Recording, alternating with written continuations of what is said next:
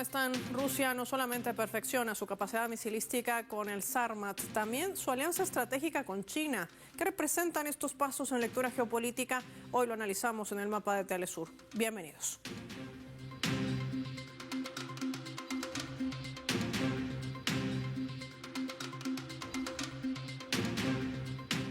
Por esta razón les proponemos desplegar nuestro mapa y poder identificar las claves que contienen este Sarmat, este novedoso misil ruso que además es nuclear. Para ello vamos a desplegar nuestro mapa mundi y vamos a identificar con los colores de su bandera Rusia. Nos enfocamos en su capital, en Moscú. Ha consolidado la Federación Rusa esta capacidad de disuasión nuclear con el ensayo exitoso de su misil intercontinental Sarmat. Hay que decir que ha marcado un hito clave también en la modernización de su arsenal estratégico con esta demostración de su avance tecnológico para la defensa. Un sistema de nueva generación diseñado para ser invulnerable a cualquier escudo antimisiles, redefiniendo también el equilibrio estratégico global. Tras las pruebas, el presidente Vladimir Putin decía que el primer regimiento equipado con estos misiles entrará en servicio de combate a finales de este 2026. El Sarmat es el primer misil de esta clase desarrollado de manera integral en Rusia.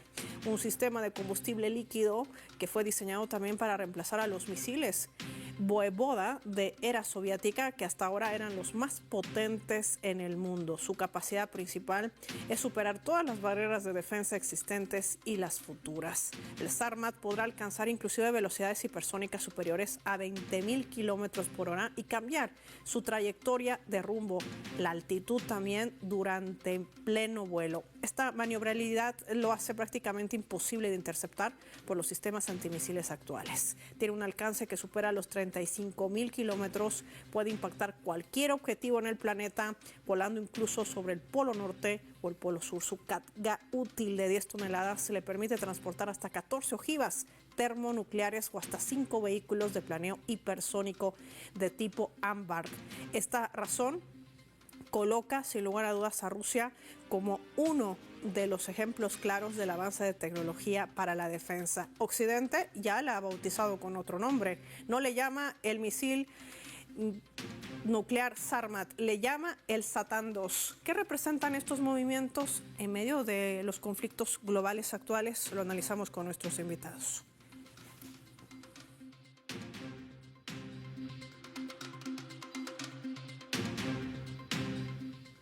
Nos acompañan en directo desde Argentina Cristian Lamesa, analista geopolítico. Qué gusto tenerte con nosotros. Bienvenido. Un placer, Paola, estar una vez más con vos. Sumamos también desde la Argentina Hernando Kleimans, especialista en temas sobre Rusia. Bienvenido al mapa. Hola, Paola, ¿cómo estás? Muchas gracias a ambos por su tiempo para Telesur. Inicio con Cristian.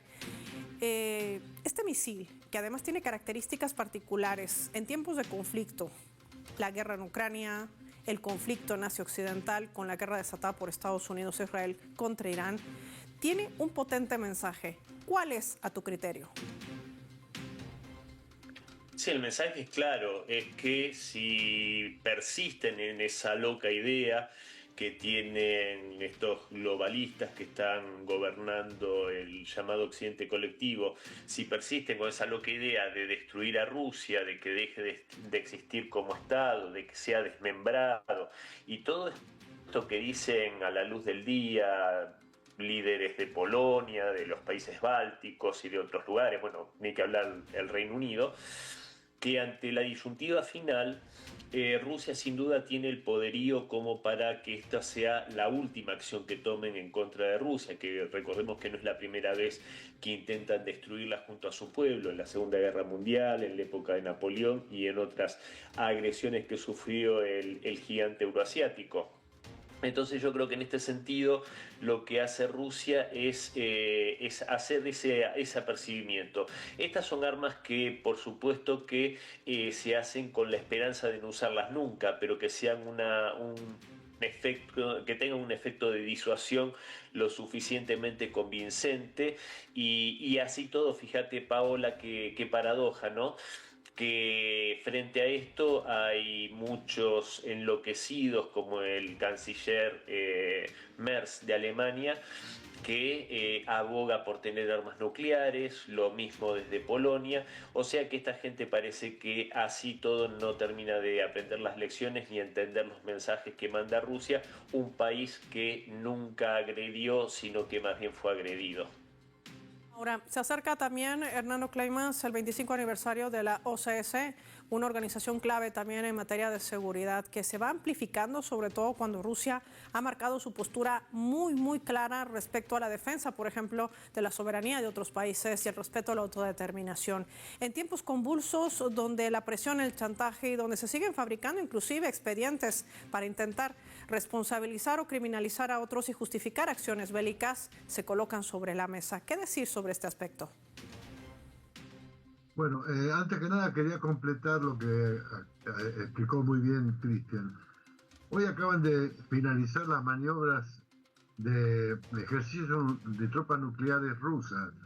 Esto no es una maniobra, no han sido unas maniobras comunes, sino que se inscriben en la misma política, entre comillas, disuasoria de Rusia con respecto, sobre todo, a estos, con perdón de la palabra, líderes de Europa Occidental que suponen que Rusia jamás va a aplicar este tipo de armamentos ante sus agresiones.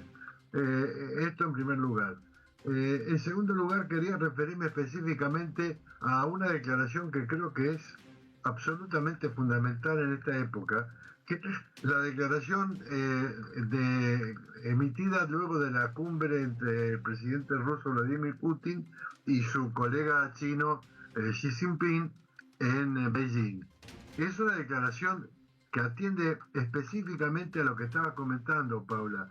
Está hablando de una nueva conformación de las relaciones internacionales en el mundo y la basa en 4 principios para mí fundamentales que implican de alguna manera generar una estructura que impida la agresión descarada del bloque unipolar al resto del mundo. Estos 4 principios los leo rápidamente. El primero es que no existen países de primera clase en el mundo, ni un único camino hacia el desarrollo. El segundo es que la seguridad general es indivisible.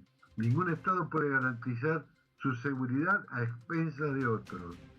El tercer principio es que las normas elaboradas por un círculo reducido, el bloque unipolar, no puede y no debe sustituir al derecho internacional, para lo cual hace falta democratizar y perfeccionar la gobernanza global. Y el cuarto, fundamental para mí, es que todas las civilizaciones son iguales y los derechos humanos no pueden utilizarse para injerencias en asuntos internos. Bueno, estos 4 principios centrales que están destacadísimos en la declaración de hoy de Beijing, tienen una referencia en la misma declaración que hace que esta sea un elemento contundente, tan contundente como el Sarmat o las maniobras nucleares en Rusia. La declaración se pronuncia taxativamente contra la política agresiva de una serie de estados que actúan con lógica hegemónica y neocolonial. Esta política atenta contra la soberanía y frena el desarrollo económico de estos países. Y puntualiza el lanzamiento desleal de ataques militares contra otros países, el descarado secuestro de líderes nacionales, el asesinato de representantes de gobiernos de estados soberanos. Es una declaración muy fuerte que apunta específicamente a consolidar un nuevo sistema de relaciones internacionales que hoy por hoy se está desarrollando y yo diría que imponiendo en todo el mundo.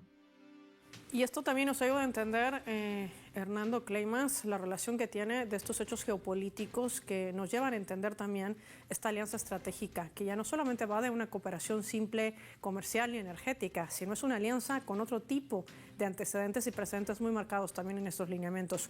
Por ello me gustaría también, Cristian, compartir esta foto que de alguna manera reseña también este otro escenario, porque esto tiene también implicaciones en torno a una política exterior muy marcada por Estados Unidos. Veamos.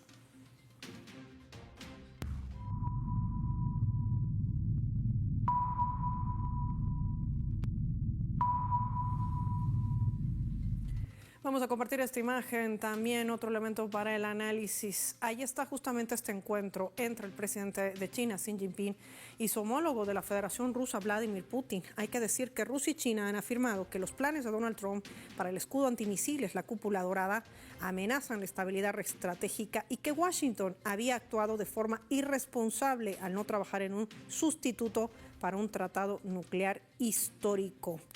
Estos planes que emprende el inquilino de la Casa Blanca para este escudo antimisiles, la denominada cúpula dorada por Trump, no solamente amenazan la estabilidad estratégica y que Washington había actuado de forma irresponsable al no trabajar en un sustituto para este tratado nuclear. Así lo ha ratificado justamente al momento de dar la bienvenida a este gran encuentro que duró 2 días entre el presidente Xi Jinping y su homólogo Vladimir Putin, con una guardia de honor y una salva de honor en el Gran Salón del Pueblo de Beijing, mientras los niños ondeaban también banderas chinas y rusas.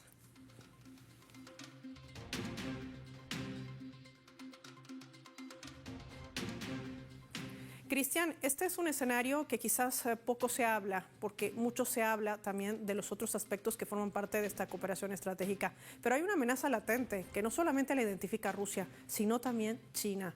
La denominada cúpula dorada, la que tanto ha sido ampliamente, digamos, difundida por la mediática, sobre todo occidental, que responde a los intereses de Estados Unidos. ¿Qué podría representar también esta postura unánime, hay que decirlo? Mira, Paola, yo te digo sinceramente, no, yo no creería en la cúpula dorada mucho más de lo que creería en algunas otras afirmaciones que hace Donald Trump y que están bastante lejos de la realidad. Hay que entender que mientras Xi Jinping y Putin son dos mandatarios de primer nivel, dos estadistas de clase mundial, realmente creo que ya se ganaron un lugar destacado en la historia de sus países, que no son poca cosa, tienen historias milenarias.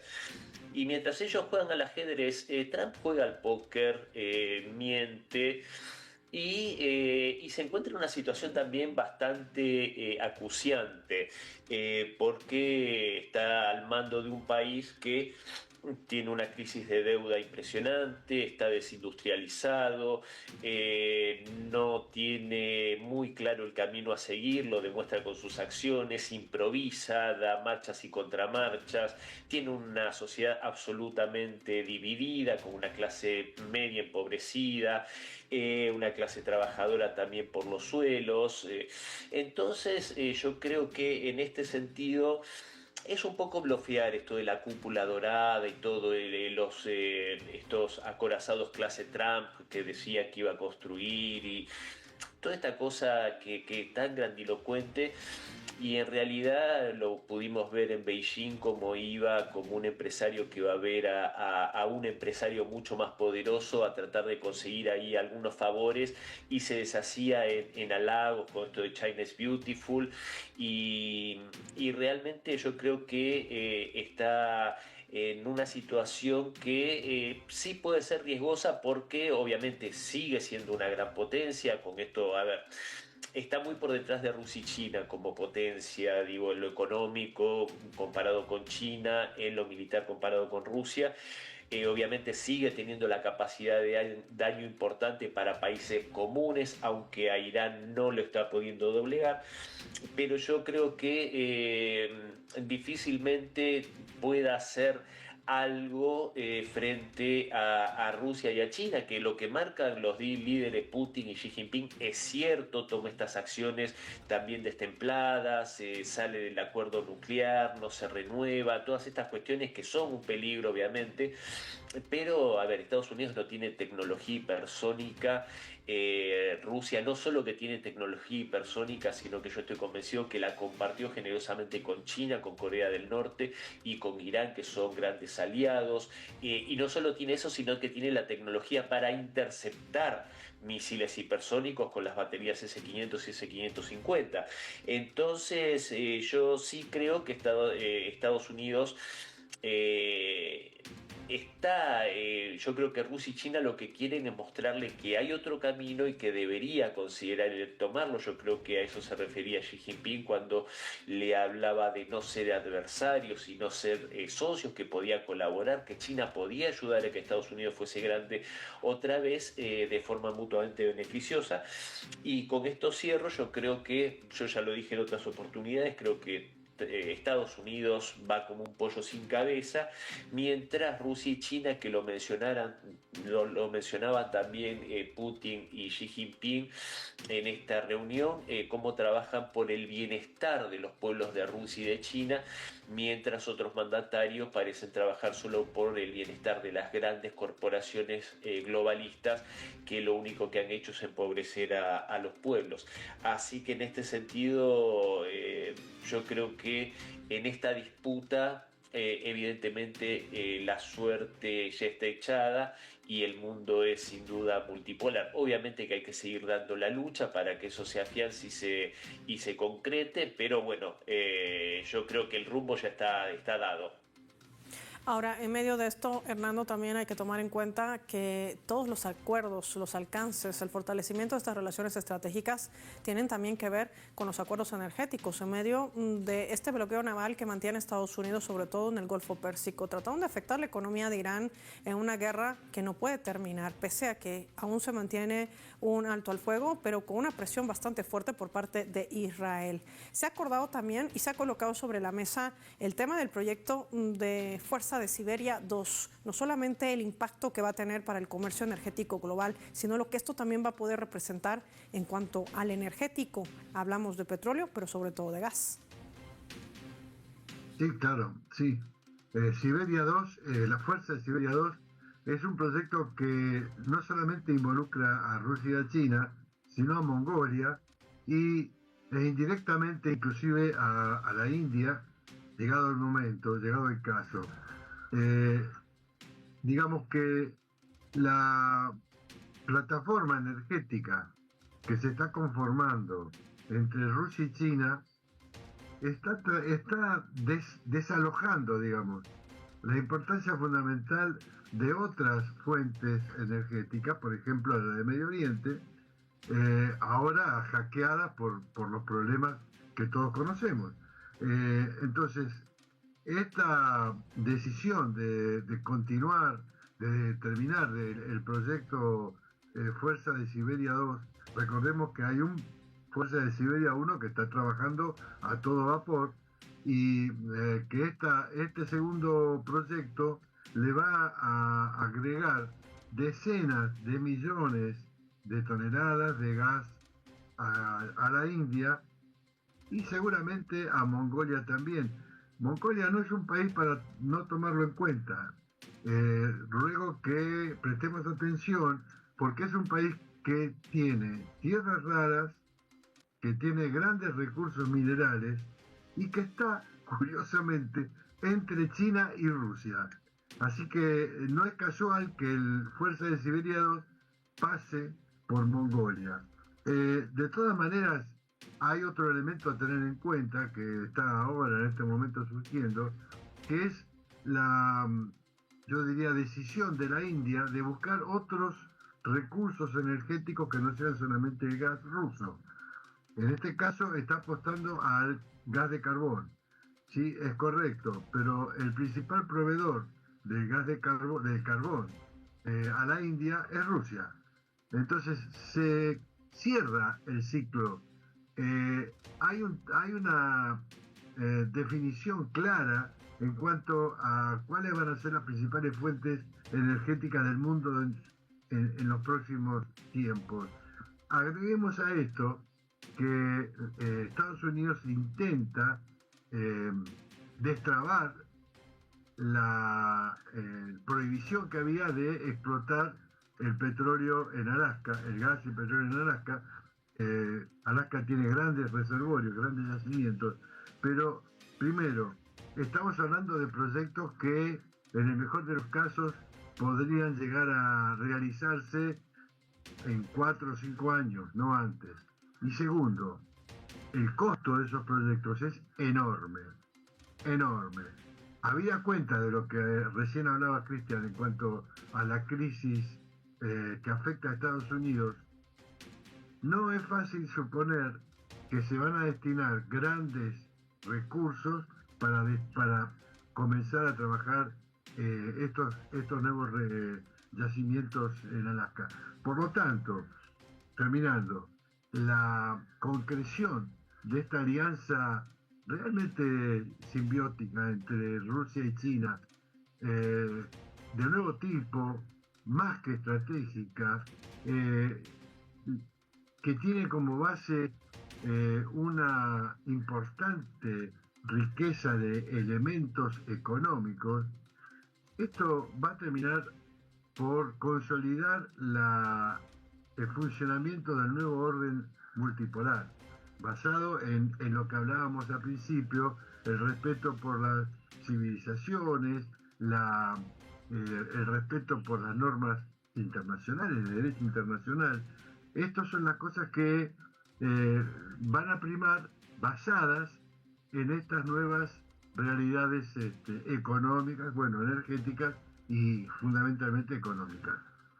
A ver si realmente construye un orden mundial que sea más justo y con soberanía para los pueblos del mundo se convierta hoy en día en un desafío sin precedentes en medio de toda esta estrategia también desplazada por Occidente, como ya lo hemos analizado también hoy aquí en el mapa. Agradecer a Cristian Lamesa y Hernando Kleimans por compartir sus valiosos análisis y su visión sobre el tema en particular. Vamos a finalizar el programa y lo hacemos revisando nuestros vectores.